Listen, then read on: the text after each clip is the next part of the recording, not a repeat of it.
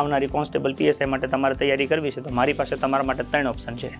Option number 1, પહેલો option 2025-26માં આવનારી વર્ગ 3ની તમામ પરીક્ષા કોન્સ્ટેબલ. હવે કોન્સ્ટેબલ પીએસઆઈની તમે પીએસઆઈની તૈયારી કરો ને તો ક્લર્ક, તલાટી, constable, TET 1, TET 2, TET 1, TET 2માં શૈક્ષણિક મનોવિજ્ઞાન એક જ અલગથી રહે, બાકી બધો સિલેબસ બધી પરીક્ષા માટે સેમ છે.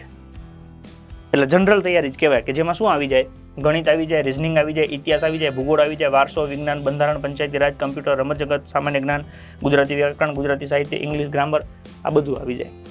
કોઈકને એમ થાય કે મારે તો કાલે આવી જવું છે તો આ 365 દિવસ આપણું ચાલુ છે, રાજ્યસભા ગૃહ છે, કાયમી ચાલુ હોય છે. તો 27 તારીખથી નવી બેચ ચાલુ કરવાના છે.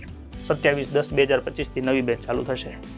શું હશે રૂબરૂ ક્લાસમાં? તો કે રોજ 2 થી 3 કલાક ભણવાનું છે, મિનિમમ 2 કલાક જેવું ભણવાનું થાય. ઓકે, બાકી અડધો કલાકથી કલાક જેટલો ટેસ્ટમાં જાય. તમે જે ક્લાસમાં ભણો છો એને લખીને તૈયાર કરવા માટે રોજ 6 થી 8 કલાક બીજા આપવા પડે. ડેલી ટેસ્ટ હોય, આગલા દિવસે ભણ્યા હોય એની બીજા દિવસે ટેસ્ટ હોય, દર શનિવારે વીકલી ટેસ્ટ, ડેલી ટેસ્ટનું મૂલ્યાંકન, ડેલી વિદ્યાર્થી વાલી શિક્ષક સાથે સંવાદ અને સમયગાળો 1 વર્ષ.